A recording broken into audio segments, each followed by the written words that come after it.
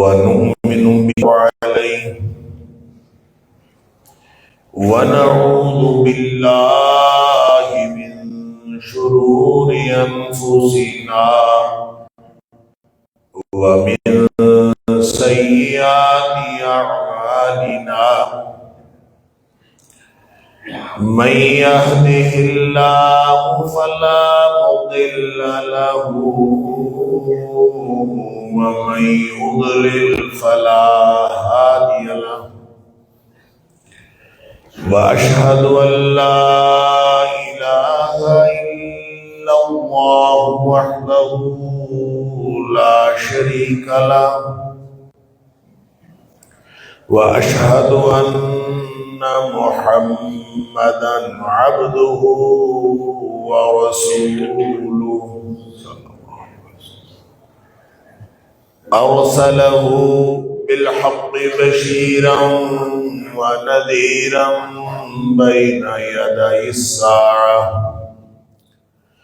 فمن يطع الله ورسوله فقد رشد واهتدى ومن يعص الله ورسوله فقد ضل وغوى فإنه لا يضر إلا نفسه ولا يضر الله شيئا نسأل الله ربنا أن يجعلنا ممن يطيعه ويطيع رسوله ويتبع رضوانه ويجتنب سخطه فإنما نحن به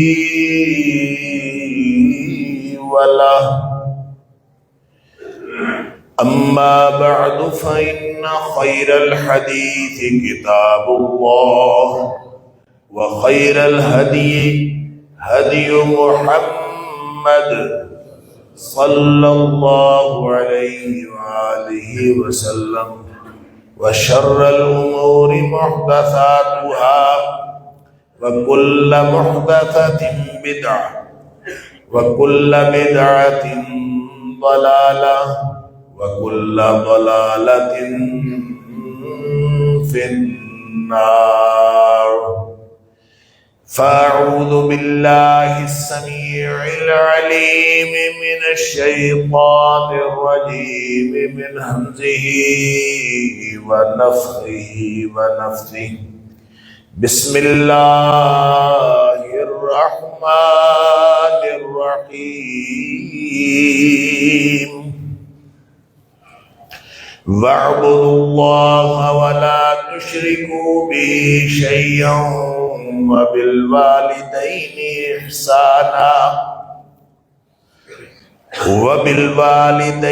إحسانا وبذي القربى واليتامى والمساكين والجار ذي القربى والجار الجنب والصاحب بالجنب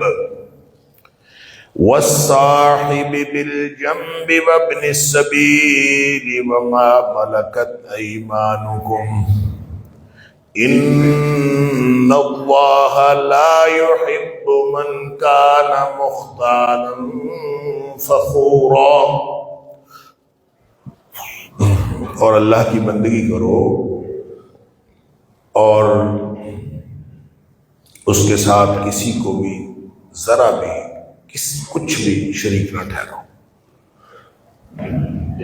اور والدین کے ساتھ احسان کرو اور رشتہ داروں کے ساتھ بھی اور یتیموں کے ساتھ مسکینوں کے ساتھ اور رشتہ دار ہمسایوں کے ساتھ اور جو اجنبی ہمسائے ہیں ان کے ساتھ اور جو پہلو کا ساتھی یا رفیق سفر یا رفیق زندگی ہے اس کے ساتھ بھی اور مسافروں کے ساتھ بھی اور اپنے ماتحتوں کے ساتھ بھی.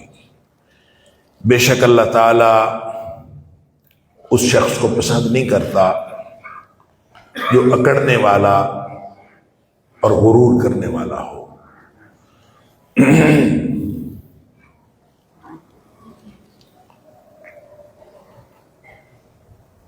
معاشرے کے اندر ایسی اقدار کو فروغ دینا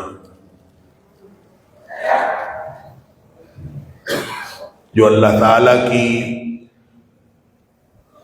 رضامندی کی اقدار ہے، جو اللہ کو خوش کر دینے والے اور اللہ تعالیٰ کی خوشنودی حاصل کر لینے والے امور ہیں، ان کو سامنے رکھنا اور ان امور سے بچنا جو اللہ کو ناراض کر دینے والے ہیں،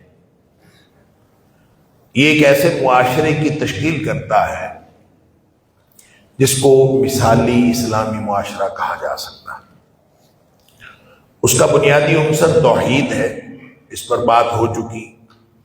جس معاشرے کے اندر توحید نہیں، اس معاشرے کے اچھے ہونے یا مثالی ہونے کا امکان ہی کوئی نہیں۔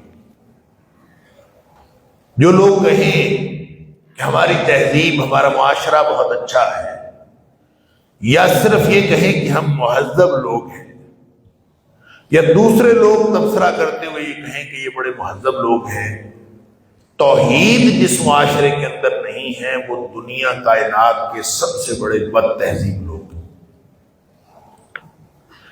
مہذب آدمی صرف وہ ہوتا ہے جو توحید کو ماننے والا ہوتا ہے۔ عاشرہ یعاشر معاشرہ، مل جل کر رہنے کا بنیادی اصول ہی توحید ہے۔ اگر توحید کے مطابق لوگ نہیں رہتے تو میں نے عرض کیا تھا جو قانون اللہ کا بنایا ہوا ہے اگر اس کو تسلیم نہیں کیا جاتا تو پھر اس کا لازمی مطلب یہ ہے کہ آپ انسانوں کے بنائے ہوئے قانون کے مطابق رہتے ہیں، اور جب انسانوں کے بنائے ہوئے قانون کے مطابق رہتے ہیں تو وہ کبھی بھی اللہ کے بنائے ہوئے قانون کا مقابلہ نہیں کر سکتا۔ وہ قانون جو انسانوں نے بنایا اور وہ قانون جو اللہ نے بنایا ہے، ان کا آپس میں کوئی مقابلہ نہیں۔ لہذا مثالی معاشرہ وہی ہوگا جس میں اللہ کا بنایا ہوا قانون رائج ہو، اور جب اللہ کا بنایا ہوا قانون رائج ہوگا تو اس میں پھر معاشرے میں کس کا کتنا حصہ ہے، کون کس قدر حقدار ہے احسان کا اور حسن سلوک کا، یہ فیصلہ پھر انسانوں نے نہیں کرنا، یہ فیصلہ اللہ نے کرنا۔ اور اللہ نے وہ فیصلہ کر کے قرآن میں بھی فرما دیا اور نبی کریم صلی اللہ علیہ وآلہ وسلم نے اس کی تفصیلات بھی بتا دی۔ لہذا میں نے عرض کیا تھا گزشتہ جمعے میں بھی کہ جہاں کہیں اللہ نے اپنی توحید کا ذکر کیا ہے، ساتھ عملی طور پر عائد ہونے والے سب سے بڑے حق یعنی والدین کے حق کا ذکر کیا ہے کہ وَبِالْوَالِدَيْنِ إِحْسَانًا، اور اگر والدین بڑھاپے میں مل جائیں، یعنی والدین تو والدین ہیں، چاہے وہ جوان ہو، چاہے وہ بالکل نوجوان ہو، اور چاہے وہ جوانی کی پختگی کو یعنی ادھیڑ پنے کو پہنچے ہوئے ہوں، اور چاہے وہ بوڑھے ہوں، ہیں تو والدین، لیکن جس کو والدین بڑھاپے میں مل جائیں وہ ایک بوڑھا ہو گیا یا دونوں بوڑھے ہو گئے، اللہ، جس کو بڑھاپے میں مل گئے وہ تو جنت کا ٹکٹ ہے، وہ تو سمجھ لیجئے جنت کا ٹکٹ ہے۔ اللہ وَقَضَىٰ رَبُّكَ أَلَّا تَعْبُدُوا إِلَّا إِيَّاهُ، تیرے رب نے فیصلہ کر دیا، حتمی فیصلہ، کیا کہ اللہ کے علاوہ کسی اور کی بندگی نہیں، اور والدین کے ساتھ احسان کرنا۔ احسان اور عدل کے بارے میں پہلے عرض کر چکا ہوں کہ بنیاد جو حقوق العباد ہیں اس کی بنیاد دراصل عدل ہے کہ جس کا جتنا حق بنتا ہے اس کو دے دیا جائے۔ لیکن جب والدین کے حق کی بات ہوتی ہے تو ان کا حق ہے کتنا، یہ ابھی تک ڈیسائیڈ نہیں ہو سکا کہ ان کا حق کتنا ہے۔ اللہ اکبر، یہ سوال ایک صحابی نے پوچھا تھا نبی کریم صلی اللہ علیہ وسلم کہ اللہ کے رسول صلی اللہ علیہ وسلم میں اپنی کمائی کرتا ہوں، الگ میرا کاروبار ہے، میرے اپنے چھوٹے چھوٹے بچے بھی ہیں، میری فیملی بھی ہے، میرا باپ میری کمائی میں سے حصہ مانگتا ہے، ماں لہو، اس کا کتنا حصہ؟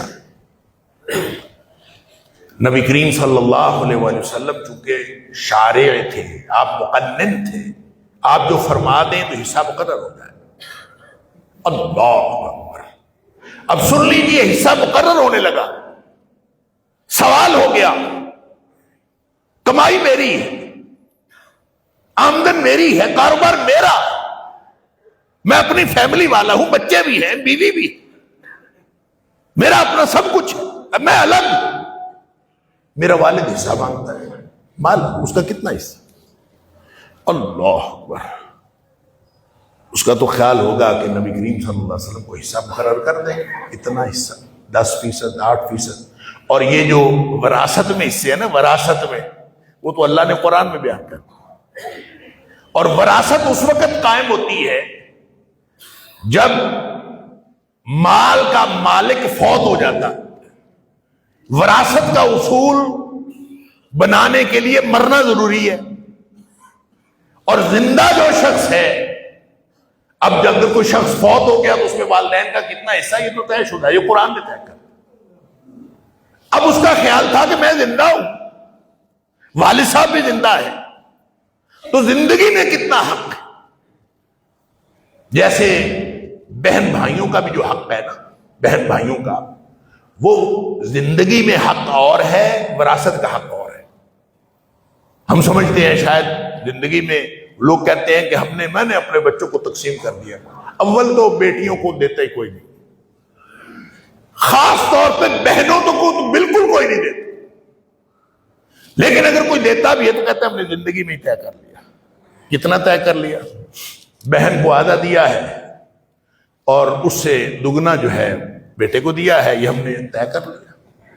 اور بھائی یہ وراثت کا اصول ہے، وراثت کا۔ زندگی میں اگر دیں گے تو زندگی کا نبی کریم صلی اللہ علیہ وسلم نے اصول اور بتایا ہے۔ آپ نے فرمایا زندگی میں سب کو برابر دینا پڑے گا، چاہے بیٹی ہو چاہے بیٹا ہو، آپ اگر کوئی گفٹ دینا چاہتے ہیں تو سب کو برابر دیں۔ ہاں آپ فوت ہو جائیں گے تو جب آپ کی وراثت تقسیم ہوگی، اس میں للذکر حظ مثل حظ الانثیین، جو لڑکا ہوگا اس کو 2 لڑکیوں کے برابر ملے گا۔ پھر اصول اور ہے۔ تو چونکہ والدین کا حصہ وراثت میں مقرر تھا، اس نے پوچھا کہ اب زندگی میں میرے والدین کا میرے مال میں کتنا حصہ ہے۔ اب سن لیجئے، نبی پاک صلی اللہ علیہ وسلم حصہ مقرر کرنے لگے، زندگی میں کتنا حصہ ہے۔ اللہ! آپ نے فرمایا انت و مالک لابیک، تو بھی اور تیرا مال بھی، سارا کچھ تیرے باپ کا ہے، تو خود اپنے باپ کی ملکیت ہے، اور تیرا مال بھی تیرے باپ کی ملکیت۔ تو اس کا حصہ پوچھتا ہے، تو جو کمائی کر رہا ہے یہ سارا کچھ تیرے باپ کا ہے۔ اللہ اکبر! اور اس حدیث کی انت و مالک، اس کی ایک قرات یہ ہے انت و مالک، ایک تو ہے وما لوکا، ایک ہے وما لکا، کیونکہ عربی میں اعراب تو ہوتے نہیں ہیں، لہذا اس کی قرات کا جو دوسرا امکان ہوتا ہے وہ بھی امکان موجود ہوتا ہے، اور اس میں بھی اگر امکان ہے تو وہ مفہوم بھی اس کے اندر شامل ہے، الا یہ کہ شارع نے اس کو ایکسکلوڈ کر دیا ہو تو وہ اور بات ہے۔ جب شارع نے اس کو ایکسکلوڈ نہیں کیا تو انت و ما لک لابیک، جب اس کو ہم یہ قرات کریں گے انت و مالک لابیک، تو اور تیرا مال سب کچھ تیرے باپ کی ملکیت ہے، اور دوسری قرات میں ہے انت و ما لک، پہلی میں تو صرف مال ہے نا، دوسری قرات کا معنی ہے تو اور تیرا جو کچھ بھی ہے، ما لک، اس میں صرف مال نہیں آتا، اس میں اولاد بھی آتی ہے، اس میں گھر بھی آتا ہے، اس میں بیوی بچے بھی آتے ہیں، جو کچھ تیرا ہے سارا کچھ تیرے باپ کا ہے۔ چل اب پوچھ لو حصہ والد کا کتنا حصہ ہے؟ اللہ اکبر. کوئی حد ہی نہیں رکھی، کوئی برابری کا کوئی اصول ہی نہیں رکھا، عدل کا کوئی اصول ہی نہیں رکھا. جو والدین کا معاملہ ہے تو وہ اس میں سارا کچھ والدین کا ہے، بات ختم.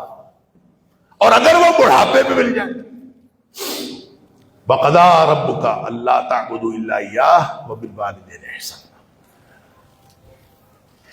یہ تو اللہ کا فیصلہ ہے کہ والدین کے ساتھ ہمیشہ احسان کرنا، یہ فیصلہ اللہ.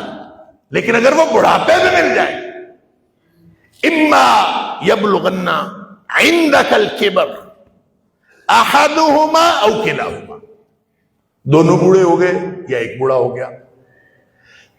دونوں بوڑھے تھے، ایک فوت ہو گیا، آپ کو ایک ملا.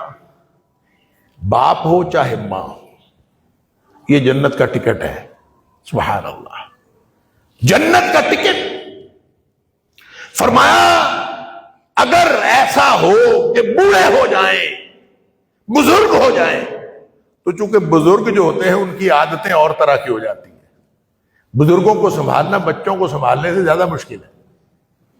تو بزرگ ہو گئے، بوڑھے ہو گئے، تو فرمایا اب تو تمہارے صبر کا امتحان ہے. اب جو ہے فلا تقل لہما اف، اب ان کے سامنے کوئی نا ایسا ناگواری کا جیسچر بھی نہیں دینا کہ وہ سمجھے کہ یہ ناگواری کا اظہار کر رہا ہے. فلا تقل لہما اف، اور اف کیا ہے؟ اف اصل میں ایک ناگواری کا ادنا ترین اظہار ہے. ناگواری کا ایک تو یہ ہے نا، آپ کوئی بکواس کرنا شروع کر دیں، اونچا بولنا شروع کر دیں، آپ کوئی بات کریں، آپ ناگواری میں آ کے کچھ بولنا بکنا شروع کر دیں، اس کا ادنا ترین ناگواری کا اظہار آپ کہیں اف. اب یہ جو اف ہے نا، یا آپ اف نہیں کہتے، آپ کہہ دیتے ہیں، یہ ناگواری کا ادنا ترین اظہار. تو میں یہ بھی نہیں کرنا. اللہ کیا ہوگا؟ جنت کھوٹی ہو سکتی ہے.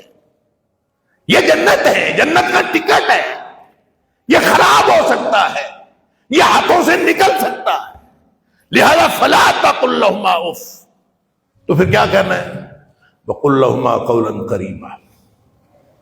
ہاں، اس عزت کے ساتھ، احترام کے ساتھ ایسی بات، قولا کریما، ہمیشہ احترام کے ساتھ بات کرنی، عزت کے ساتھ ایسی بات جو کریم ہو. اور کریم اس کو کہتے ہیں جو ساری چیزوں سے اچھا ہو، وہ کریم ہوتا ہے. جو شخص کریم ہوتا ہے وہ سارے شخصیتوں سے بہتر ہو تو وہ کریم، اس کو کریم کہتے ہیں. اسی طرح اشیاء میں جو سب سے اچھی چیز ہو وہ کریم ہوتی ہے. اور جب بات کو کریم کہا، قولاً کریما، تو اس کا مطلب ہے ساری باتوں میں سے اس معاشرے میں، اس جگہ جہاں اردو بولی جاتی ہے وہاں بھی، جہاں پنجابی بولی جاتی ہے وہاں بھی، جہاں سرائکی بولی جاتی ہے وہاں بھی، جہاں عربی بولی جاتی ہے وہاں بھی، فارسی بولی جاتی ہے وہاں بھی، پشتو ہو، انگریزی ہو، کوئی ہو، ان ساری باتوں میں سے جو سب سے اچھی بات ہے وہ والدین سے کرنی ہے. وَقُلْ لَهُمَا قَوْلًا كَرِيمًا.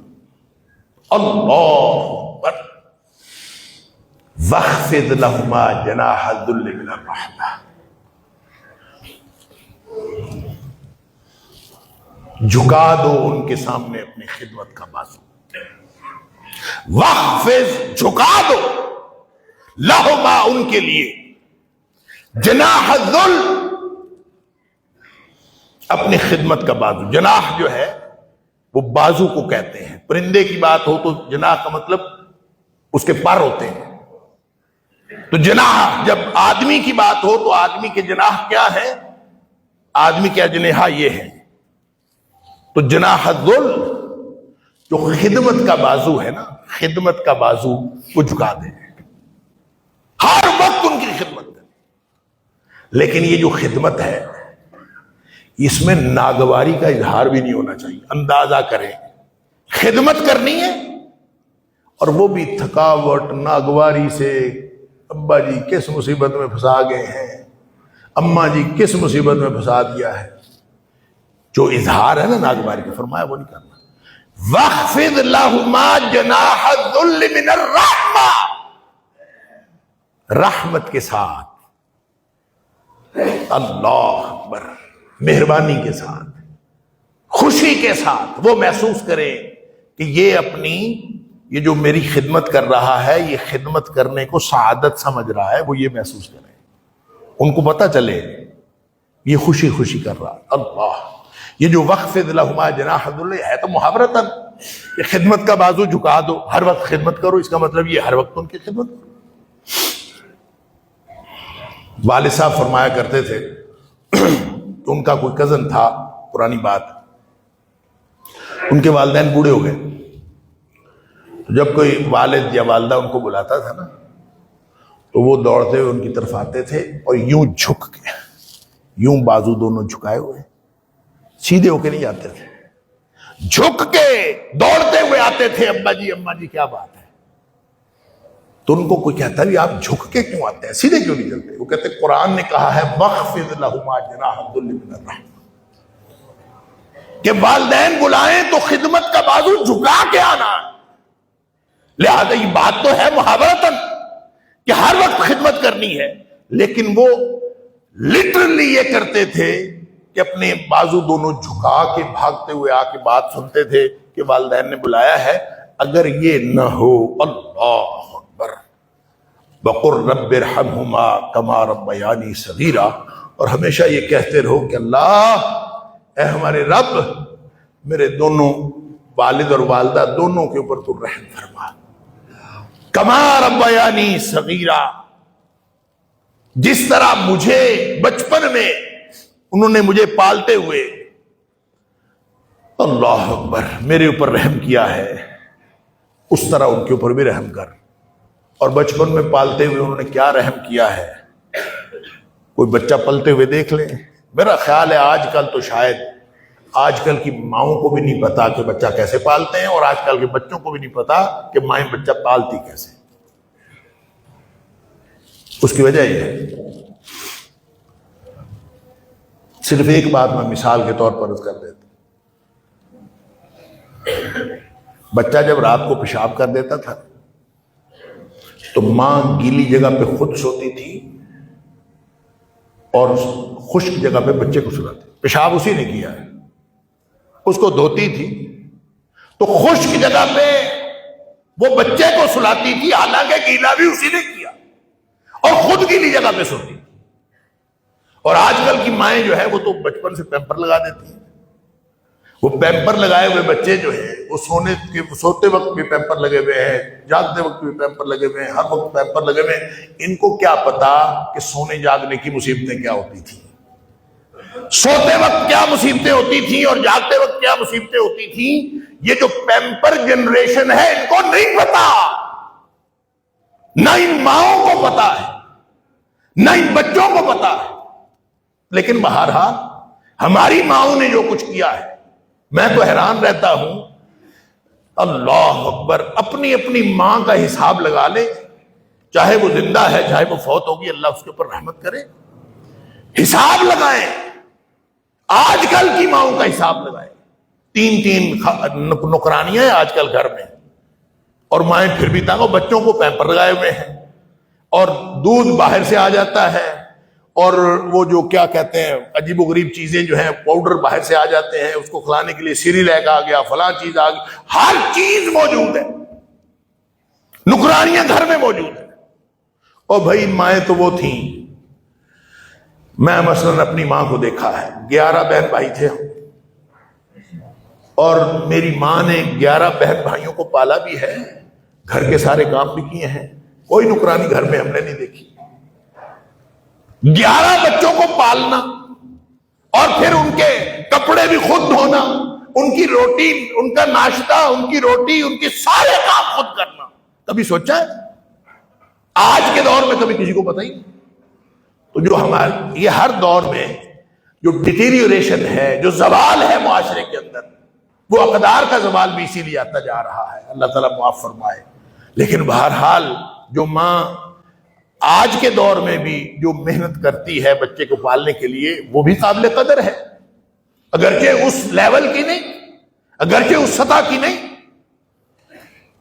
تو فرمایا کہ جس طرح بچپن میں تمہیں پالتے ہوئے ماں باپ کس قدر تڑپ جاتے تھے تیری تکلیف پر، اور میں آپ کو بتاؤں جتنی تکلیف اولاد کی ہوتی ہے نا، آدمی کو اپنی تکلیف نہیں ہوتی، اور اس کا پتہ اس وقت چلتا ہے اولاد کو جب وہ خود والدین بنتے ہیں، وگرنہ ان کو نہیں پتہ چلتا کہ ہمارے والدین کو تکلیف کیا ہے۔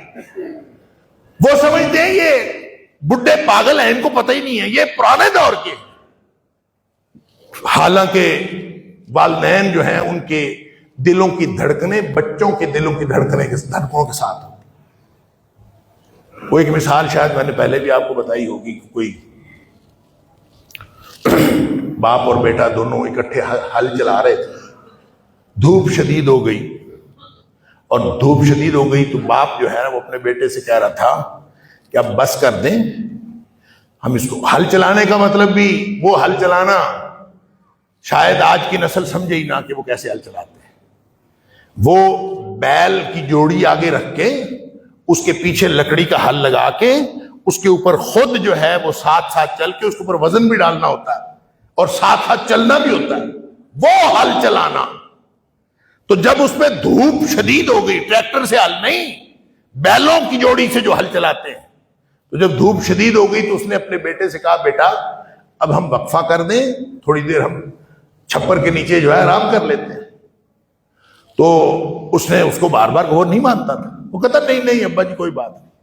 اس نے 2-4 دفعہ کہا، نہیں مانا، تو بالآخر چونکہ اس کا بھی بیٹا تھا، یعنی اس کا پوتا، تو وہ اپنے پوتے کو گھر سے لایا اور لا کے اس کو دھوپ میں بٹھا دیا۔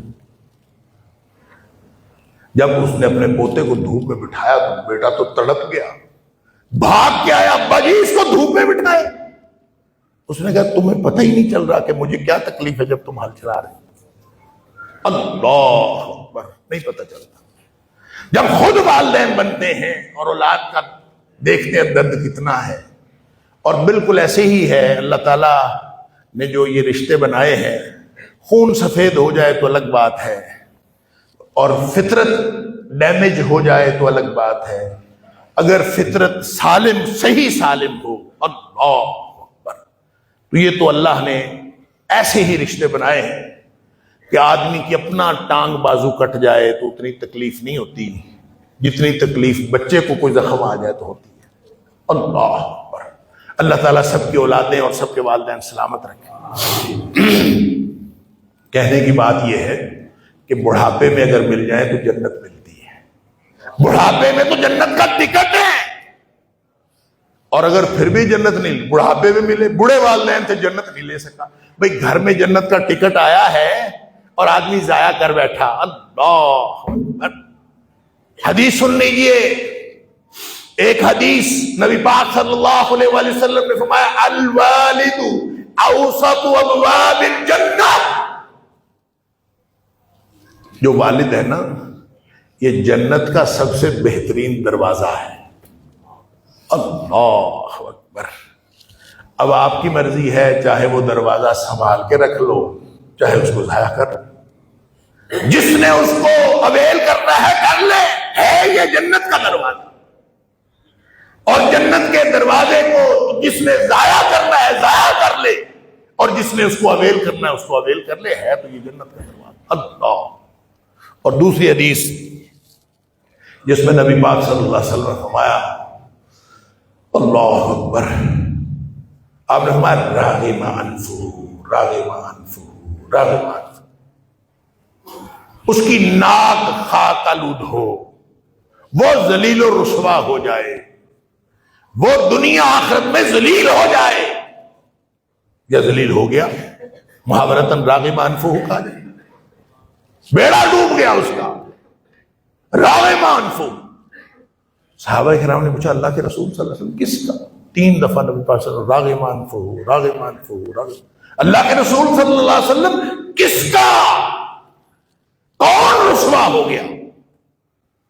آپ نے فرمایا من ادرک والدیہ او احدہما، جس نے اپنے والدین کو پایا یا ان میں سے کسی ایک کو عند الکبر، بڑھاپے میں پایا، ماں بوڑھی تھی یا ابا جی بوڑھے ہو گئے، دونوں میں سے کوئی ایک بڑھاپے میں مل گیا، ثم لم يدخل الجنہ، پھر بھی وہ جنت میں نہ جا سکا، اس نے اپنی جنت کی ٹکٹ ضائع کر دی، اس سے بڑا ذلیل و رسوا اور کون ہے؟ اللہ اکبر، ثم لم يدخل الجنہ، یہ جنت کا ٹکٹ ہے۔ اللہ، مجھے اکثر یہ بات یاد آتی ہے اپنی بہن کی، میں نے پہلے بھی آپ کو سنائی تھی، پھر عرض کر دیتا ہوں۔ اب تو وہ میری بہن بھی فوت ہو گئی، اللہ تعالیٰ ان کی مغفرت فرمائے۔ والدہ جب، اللہ تعالیٰ ان کی مغفرت فرمائے، والدہ جب بیمار تھیں تو ہم سارے بہن بھائی اپنے اپنی جگہ، اپنے اپنے گھروں والے، تو ڈیوٹیاں لگائی ہوئی تھیں۔ کوئی والدہ چونکہ گاؤں رہتی تھی اور وہ ہمارے گھروں میں آتی نہیں تھی، وہ کہتی تھی میں تو اپنے گھر میں رہنا ہے۔ تو ہم نے پھر بہن بھائیوں نے ڈیوٹیاں لگائی ہوئی تھی کہ ہم مختلف اوقات میں جا کے والدہ کے پاس رہتے تھے۔ تو ہماری ایک بہن تھیں، اللہ تعالیٰ ان کی مغفرت فرمایا، وہ بھی فوت ہو گئی، پچھلے سال ان کا انتقال ہوا، اللہم اغفر لها وارحمها۔ وہ سب سے زیادہ رہی والدہ کے پاس، اور بھی سب لوگ رہے، ہم بھی کبھی کبھی چلے جاتے تھے، سب سے کم شاید میں ہی رہا، لیکن بہرحال والدہ کے پاس سب سے زیادہ وہ رہی۔ کئی مہینے اپنا گھر چھوڑ کر رہنا، چھوٹے چھوٹے بچوں کو چھوڑ کر رہنا بڑا مسئلہ۔ بہرحال وہ رہی والدہ کے پاس۔ تو میں ایک دن والدہ کے پاس گیا ہوا تھا، تو میں نے خواب میں دیکھا کہ وہ عجیب و غریب قسم کا جہاز ہے اور لینڈ کر رہا ہے، اور پھر اوپر کو چڑھتا ہے، پھر وہ عجیب و غریب طریقے سے لینڈ کرتا ہے، اس میں سے مختلف لوگ نکل رہے ہیں، یہ سارے لوگ جو ہے، اس میں سے میری وہ بہن بھی نکل رہی۔ تو میں اس سے پوچھتا ہوں کہ یہ جہاز عجیب و غریب طریقے سے آیا ہے، اچھا پہلے تو میں اس سے پوچھتا ہوں تم کہاں گئی تھی؟ وہ کہتی میں حج کرنے گئی تھی، حالانکہ اس نے زندگی میں حج نہیں کیا ہوا۔ تو کہتی میں حج کرنے گئی تھی۔ تو میں اس کو کہتا ہوں کہ یہ عجیب و غریب طریقے سے جہاز اترا ہے، یوں اوپر کو گیا ہے، نیچے ہے، ہچکولے کھاتا رہا ہے، تو تم لوگ پریشان نہیں ہوئے اندر جہاز میں؟ کہتی نہیں کوئی پریشان نہیں ہوئے، میری تو جو سیٹ تھی وہ بیڈ کی طرح کی سیٹ تھی، میں تو آرام سے سوئی آئی ہوں، کوئی مسئلہ ہی نہیں تھا۔ تو میں نے کہا بیڈ کی طرح کون سی سیٹ ہوتی ہے؟ میکسیمم جو ہے بزنس کلاس ہوتی ہے، بزنس کلاس میں بیڈ تو نہیں ہوتا، وہ سیٹ ہی ہوتی ہے تھوڑی سی لمبی۔ کہتے نہیں بڑا سارا بیڈ تھا، میں تو اس پہ آرام سے سوئی آئی ہوں، اور مجھے تو کوئی پتہ نہیں چلا کہ کولے کھائے یا نہیں کھائے، کچھ نہیں پتہ چلا۔ میں اس کو کہتا ہوں پھر تمہاری کون سی کلاس کی ٹکٹ تھی کہ تمہیں بیڈ ملا ہوا تھا؟ بل میں تو جہاز میں بزنس کلاس میں بھی سفر کیا، بیڈ تو نہیں ہوتا، وہ تو سیٹ ہی ہے، ذرا لمبی کر کے بیڈ بن جاتا۔ تو میں اس کو کہتا ہوں مجھے ٹکٹ دکھاؤ اپنا، تمہاری کلاس کون سی تھی؟ اس نے مجھے ٹکٹ دکھایا، اللہ اکبر، آج بھی مجھے یاد ہے وہ خواب۔ اس نے ٹکٹ دکھایا، اس کے اوپر لکھا ہوا پریویلیجڈ کلاس۔ اللہ اکبر، پریویلیجڈ کلاس کا مطلب ہے خاص لوگوں کی کلاس، اور وہ لکھا بھی گولڈن کلر کا، اس کے بورڈنگ پاس کے اوپر لکھا ہوا کہ یہ گولڈن کا، اور پریویلیجڈ کلاس میں اللہ تعالیٰ نے اس کو حج کروایا، اللہ تعالیٰ نے اس کو کیا مرتبے دیے ہیں، اور یہ صرف ماں کی خدمت کی وجہ سے دیے ہیں۔ اللہ تعالیٰ مجھے اور آپ کو، ہم سب کو یہ نصیب فرمائے۔ ایک شخص آیا، اس نے کہا اللہ کے رسول صلی اللہ علیہ وسلم میں تو جہاد کرنا چاہتا ہوں۔ یہ جہاد والے بھی نا، جب اس کے ذہن میں آ جائے نا میں نے جہاد کرنا ہے، ٹکتا کوئی نہیں۔ فرمایا اللہ کے رسول صلی اللہ علیہ وسلم میں جہاد کرنا چاہتا ہوں، کئی حدیث ہے، میں ایک حدیث عرض کرتا ہوں اس میں سے، بلکہ کہتا ہے ابایعک اللہ کے رسول صلی اللہ علیہ وسلم میں آپ کے ہاتھ پر بیعت کرتا ہوں، علی الہجرۃ والجہاد، میں ہجرت، آپ مجھے ہجرت کروا دیں، آپ مجھے جہاد پہ لے جائیں، میں اپنی قربانی دینے کے لیے تیار ہوں۔ ابایعک، میں آپ کے ہاتھ پر بیعت کرتا ہوں، علی الہجرۃ والجہاد، ابتغی الاجر من اللہ، یہ میں اس لیے کرتا ہوں کہ میں اللہ سے اجر چاہتا ہوں، میں تو بس اجر چاہتا ہوں، اس لیے میں آپ کے ہاتھ پر ہجرت اور جہاد کی بیعت۔ کتنی بڑی بات، آپ مجھے ہجرت کروا دیں اس کے لیے بھی تیار، آپ مجھے محاذ پہ لے جائیں، میں شہید ہو جاؤں، جو مرضی ہو جائے، میں تیار ہوں. کیوں؟ ابتغی الاجر من اللہ، میں اللہ سے اجر چاہتا ہوں.